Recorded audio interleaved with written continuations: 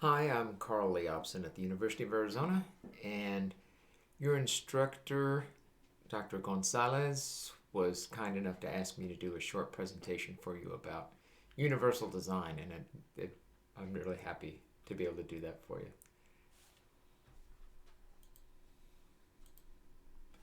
So first, let me show you the agenda. We'll do a short slide so I can introduce myself.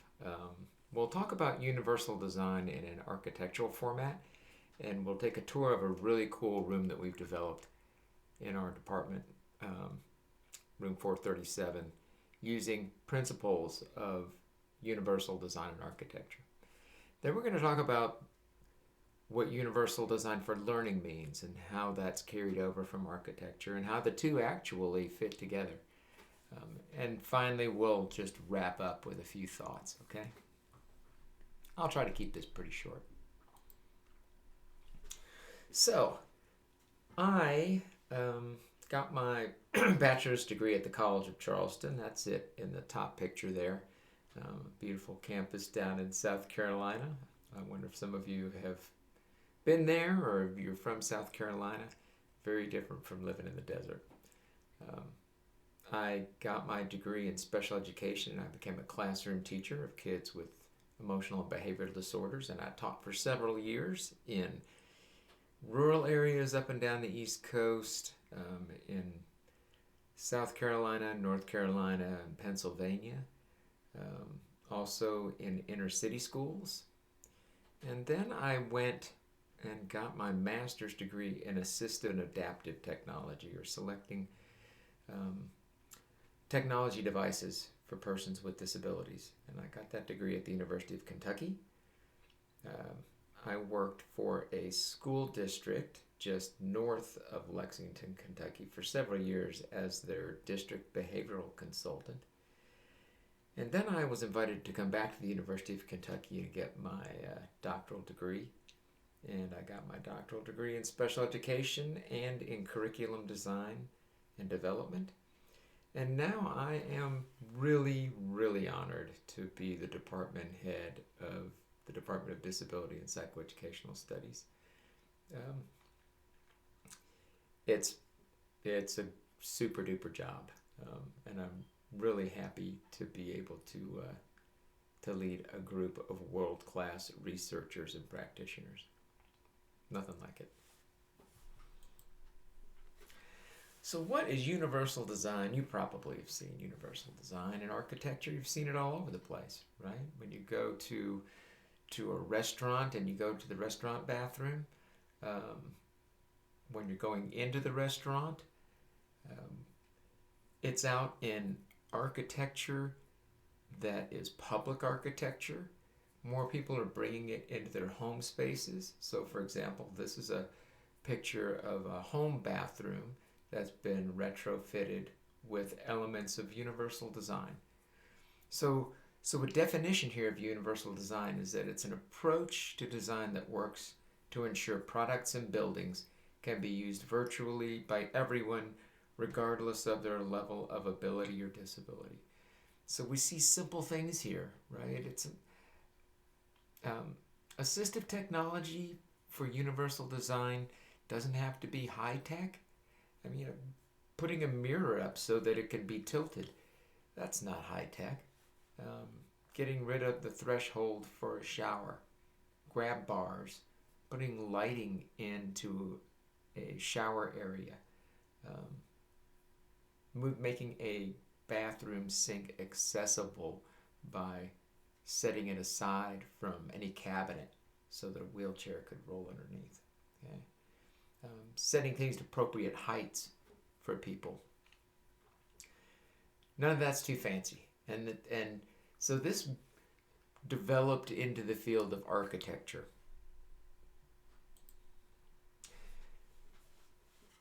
Like I said, it's out in a lot of public spaces. Can you think of any other examples? I've got some more right here. We've got a ramp. We've got curb cuts with little dimples in them so that you can feel it under your feet if you are a person who has low vision. I'll also say that those are, do you know why those are bright yellow? That's because people who have vision problems, 90% of them um, are not blind, they just have low vision. So if we have high contrast colors like that bright yellow on gray, um, they can more easily see those colors. Things like levers for door handles are becoming almost ubiquitous. And then there's also a picture of more of a high-tech example of design, um, which is a crosswalk with a special button and sounds and a timer and um, braille incorporated into the buttons.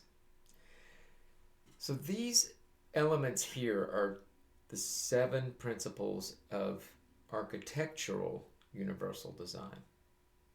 There's equitable use, that things can be used equitably across people. Flexibility in use. Simple and intuitive use. That you should be able to walk up to something and figure out how it works and not have to have a degree or have been trained in how to use it. Perceptible information, meaning perceptible with your eyes, your ears, your fingers, all 3, hopefully, right? For tolerance and error, for low physical effort, and for size and space of approach and use. Let's just take the door lever. The door lever fits all of these principles and criteria, right? Everybody could use the door lever. It's very flexible in its use. It's simple and intuitive. It's a lever. It has perceptible information. You can feel it. There's tolerance for error because you don't have to maybe push it all the way down, or maybe it's down or up. That would give more tolerance for error. Low physical effort. You can make them easier to use or harder to use. And then size and space for approach and use.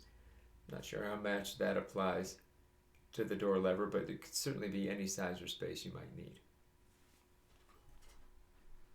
I'm sure you've seen other examples of this. So as the department head, I've been really lucky to be involved in the redesign of an entire classroom space on our 4th floor in the College of Education. Dr. Hong, who is our world-renowned expert in visual issues, also helped me redesign the space. And we incorporated a lot of what he suggested to us. So let's take a look at how this space kind of approaches some of these principles of architectural universal design, of equitable use, flexible use, simple and intuitive use, perceptible information, tolerance of error, low physical effort, and size and space for approach and use. There's a lot I could show you. I wish we could have had the opportunity to all go to the space. I could walk around and show you all the pieces and demonstrate them. So I'm just going to have to point out a few pieces. I could talk all day about this room. One example you see in the upper corner there is a microphone with a charger. So there's a microphone. There's also a loop hearing system. Okay, so if someone comes into the room and they have hearing problems, then we can give them a set of earplugs that they can put in, and they could hear the instructor as the instructor would carry this microphone around. Okay, there's also a set of antenna in the floor that sends out a signal, and people with hearing aids that are adapted to the loop hearing aid system can just tune in with their hearing aids. And these are in some other spaces across campus also. So that is a really cool system, and it's worked really well so far. Another example, if you'll look at that other top picture, you'll see the desks and you'll see that bright green line on the floor. This is one really cool element that Dr. Hong had us include. Remember what I said a few minutes ago about the bright yellow against the gray of the sidewalk so that people with low vision and visual problems could pick up on the contrast? That's what we've done here. So with the dark gray carpet, we've added a really bright green threshold piece there, right? It's raised up a little bit, and so you could feel it with your foot, right? So it's perceptible information, and it's also visually perceptible by people with low vision because it's high contrast. And what that does is it helps orient a person with low vision in the room so they can tell when they're in a space where they could move around the outside of the room and when they're entering into the space where there are going to be desks and chairs that might more likely be in their way. Another thing that we did, we tried to do wherever we could, is to use buttons instead of touch screens. Now you can see in those pictures there are a couple of touch screens. There are some we couldn't get away from. But can you think, why might we want to get away from actually just touch screens?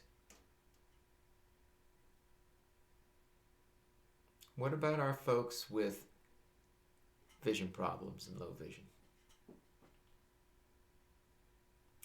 If you're thinking that people with visual problems are going to have problems with just basic touch screens, that's absolutely right. It's not perceptible information for them. So wherever we could, like in the picture in the bottom there, with the buttons for the displays and the HDMI and our overhead camera, we use buttons whenever we could incorporate them into this design. Another thing we wanted to do too was set up a lectern at the front of the building, or at the front of the room, that would allow a person to actually, who used a wheelchair or a person of any height or size, to use it. So this particular lectern is completely adjustable, up, down. It has an incorporated computer into it, and it is also wireless. So while it does need to be plugged in for power, if you can run an extension cord and you can take this lectern anywhere in the whole room, and the signal for the TV screens and for the computer come separately, right? So they're beamed to that lectern and from that lectern, which is pretty slick. Let's look at just a couple other things. Look at the front wall. Now, if I showed you the other walls, the other walls are just plain white, but that front wall has that kind of gray color. What do you think that's about?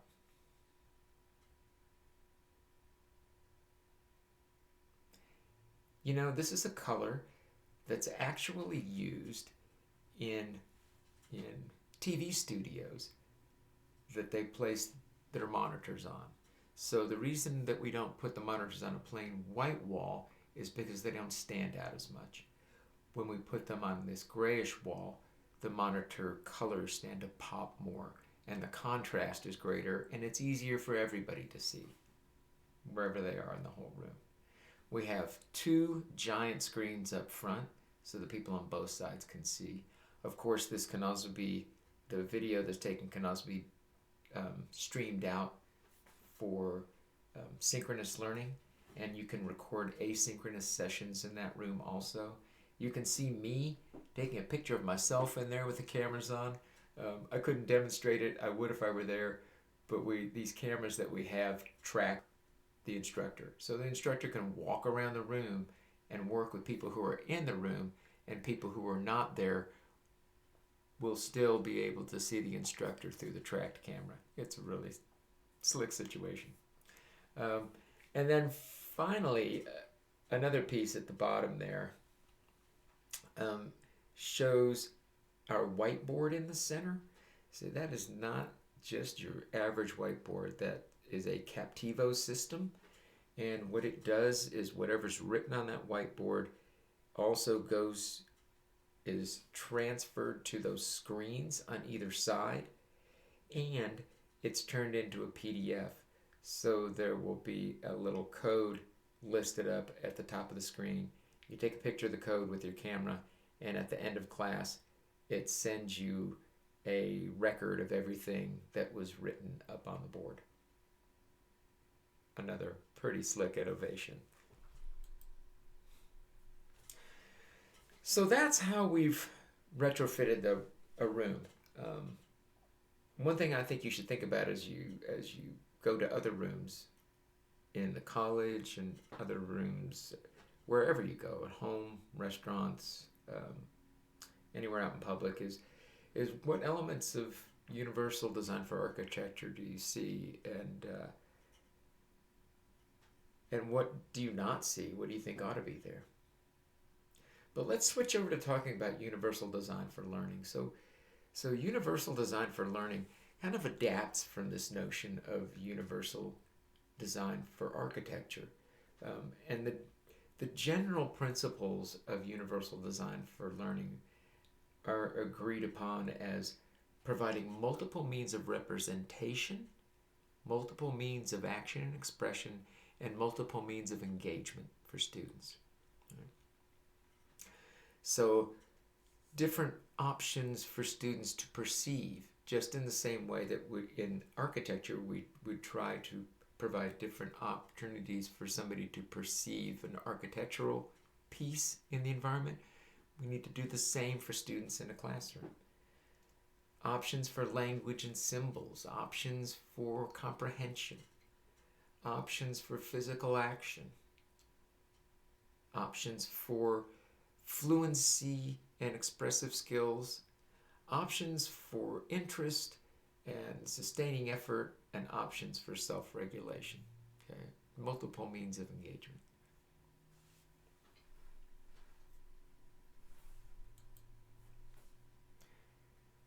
Here's some examples of multiple means of representation. Okay? That someone could do interactive writing. They might instead do an ebook. Another student might do a podcast. Or maybe you have opportunities for these in some assignments that are created, right? So that you don't have just one opportunity to make meaning, okay? Now that depends. So if you have a learning objective, if the objective is for a student to write, then you're going to want to maybe limit these to actual written formats. But you could do that and still provide opportunities, right? Multiple means. See, this is the cool part. This is the cool part for you. Okay, I would hope this makes you happier as a teacher and not more concerned, because you're creative people. Teachers are creative people. Teachers are some of the folks, if you go and get the right jobs, teachers are some of the folks who get to be the most creative in our society. And to see that creation and that creativity put into place and see it bring learning and joy and fulfillment, it's magical. Why would you want to shut anybody out of any of that? Okay? When we're talking about action and expression, I'll just give another example for me, right? Even in behavioral issues, opportunities for engagement. I am absolutely a person who can't sit for very long. So if I'm in a long meeting, I'm going to get up and stand next to my seat or in the back of the room. I don't care if I'm in a meeting with the provost or the dean. I'll excuse myself, explain it. We should be able to do the same for kids, right? Um,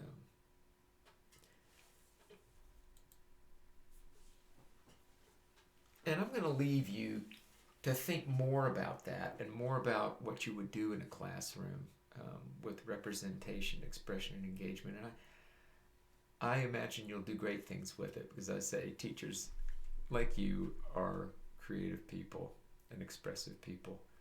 Um, but let me leave you with another way of representing and thinking about universal design also, right? So curriculum maps or note-taking maps are another way to provide kids with an opportunity to do things a little differently and to represent differently and to think differently and remember differently, right? Some kids might do better with a map like this. And we're going to use this map to think about universal design. So universal design, it really kind of started with design for the built environment, but through universal design for learning, we get practices and curriculum that fit for more kids, and we consider the built environment. So universal design for learning considers all three of those things, not just the physical environment, but curriculum and practices, right? Through representation, expression, and engagement. And who is it good for? It's good for everybody, guys. It's good for the whole spectrum of abilities. It's good for English language learners. It's great for kids in inclusive education, right? Kids who come into your classroom who have identified disabilities, whose differences on the spectrum of abilities is so great that they've been identified as having a disability.